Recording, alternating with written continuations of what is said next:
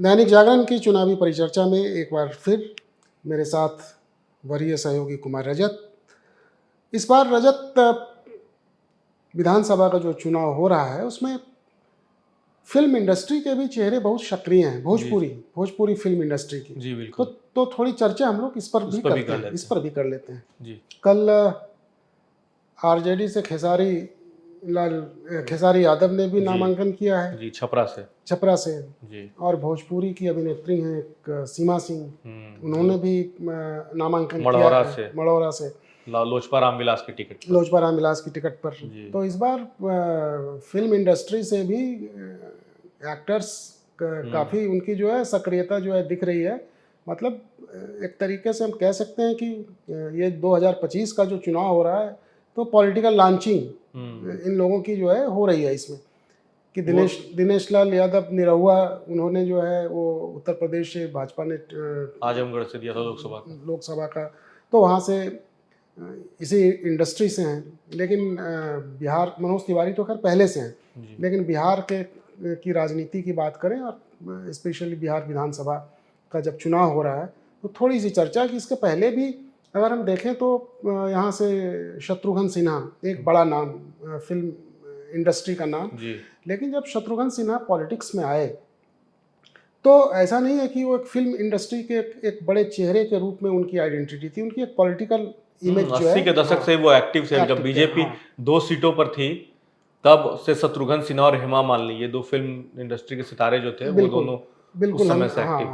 हमें आज भी याद है कि प्रोबेबली 1989 में गांधी मैदान में सभा हुई थी और अटल बिहारी वाजपेयी आए थे, काफ़ी भीड़ थी, पूरा मैदान जो है खचाखच भरा हुआ था। तो वाजपेयी जी ने कहा कि मुझे पता है कि ये भीड़ यहाँ क्यों आई है। उन्होंने कहा कि मेरा भी नाम, मैं बिहारी हूँ, अटल बिहारी, लेकिन ये भीड़ जो है अपने बिहारी बाबू को देखने के लिए आई है। तो शत्रुघ्न सिन्हा उठते हैं और उनको इस तरीके से जो है, अरे नहीं, ये भीड़ तो अटल बिहारी के लिए आई है। तो उनका एक पॉलिटिकल एक जो इमेज है वो एक पॉलिटिकल इमेज उनका बन चुका था, मतलब उस पर वो कहीं ना कहीं वो भारी पड़ चुका था। वो बिहार में सर, जब आपने इंडस्ट्री की बात की सर, तो बिहार में हमको जहाँ तक मेरी समझ है और मुझे याद आ रहा है कि एक शत्रुघ्न सिन्हा ही हुए, जैसे जितने भी भोजपुरी सितारों के आपने नाम लिए, मनोज तिवारी, रवि किशन, दिनेश लाल निरहुआ, ये सारे दिल्ली या उत्तर प्रदेश से सांसद हैं। बिहार से अभी भोजपुरी में पहली बार एक पवन सिंह कोशिश की थी, पिछली बार लोकसभा में वो हार गए। इस बार तो विधानसभा में उन्होंने खुद मना कर दिया। खेसारी लाल यादव इस बार चुनावी मैदान में हैं और सीमा सिंह की बात जो की आपने वो है। लेकिन शत्रुघ्न सिन्हा को अगर छोड़ दें तो बिहार के लोग फिल्मी सितारों को राजनीति के मैदान में रिजेक्ट करने में माहिर है। शत्रुघ्न, जैसा आपने कहा कि शत्रुघ्न सिन्हा की पहचान एक पॉलिटिकल नेता की बन चुकी थी जब वो यहाँ से लोकसभा चुनाव लड़ने आए। आप देख लीजिए सर, मुझे याद आता है शेखर सुमन यहाँ से लड़ चुके हैं। प्रकाश झा तीन बार बेतिया की सीट से उन्होंने चुनाव लड़ा, निर्दलीय, लोजपा, जदयू, तीनों तरफ से उन्होंने चुनाव लड़ा, उनको हार मिली। कुणाल सिंह भोजपुरी के सितारे रह चुके हैं, उन्होंने भी कांग्रेस के टिकट पर चुनाव लड़ा, उनको भी हार मिली।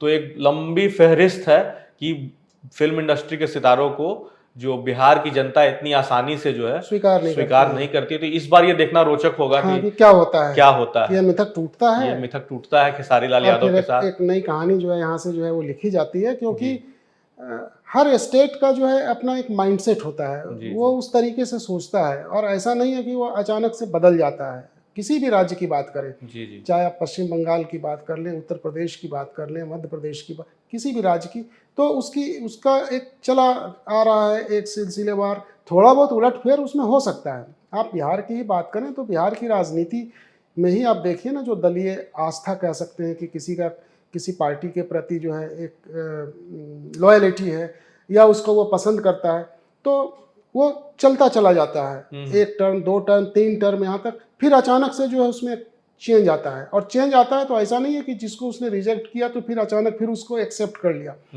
बिहार के बेगूसराय का एग्जाम्पल लिया जा सकता है, कभी कम्युनिस्ट का जो है ये होता था, किस तरीके से फिर वो राइट फ्रंट की ओर जो है वो मूव करता है।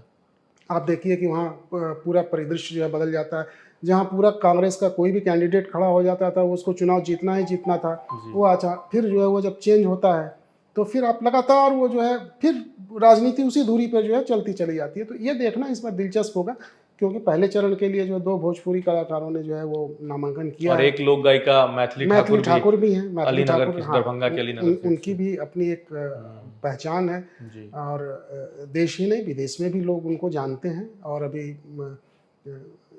युवा चेहरा है तो 25 साल मात्र उम्र है उम्र उनकी। है, तो ये देखना होगा कि इस बार बिहार की जनता जो स्टार्स हैं, वो जो सेलिब्रिटीज हैं, उनको वो किस रूप में लेती है, कि वो जो भीड़ जो उनको देखने के लिए या सुनने के लिए आ रही है, क्या वाकई जो है वो फिर वोट में भी जो कन्वर्ट होती है या नहीं होती है, ये देखना बहुत दिलचस्प होगा। और इसके अलावा भोजपुरी के जो सितारे हैं वो तो नजर आएंगे ही चुनावी मैदान में। हाँ, वो स्टार प्रचारकों की जो सूची आई है हाँ, भाजपा की, उसमें मनोज तिवारी, रवि किशन निरहुआ, पवन सिंह, ये चारों नाम हैं। हाँ, तो वो तो सेलिब्रिटी हैं, फिल्म इंडस्ट्री के भी हैं और पॉलिटिकल फेस भी हैं, तो नाम तो उनका। एक और नाम है भोजपुरी से जो हम लोग मिस कर रहे थे, रितेश पांडे का। रितेश पांडे, यस, करगहर की सीट से वो जनसुराज के उम्मीदवार तो हर पार्टी ने अपने अपने यहाँ से जो है इस तरीके के चेहरे को दिया है।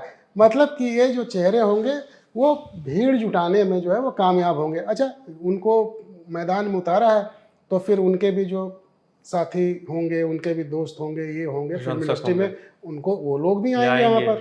तो कहीं ना कहीं एक ये रहा है इसके पीछे कि उसका एक, भले वो किसी एक सीट से, वो वहाँ एक ही सीट से लड़ेगा, लेकिन उसका एक मैसेज देने का प्रयास किया गया है। और कहीं ना कहीं जो है कि चलो क्राउड को जो है थोड़ा सा अपनी ओर खींच पाने का। तो हमें लगता है कुल मिला के जी पहले चरण का जो है अब तक का जो दिख रहा है वो यही है। फिर हम लोग अन्य मुद्दों पर आगे भी जो है चर्चा करेंगे।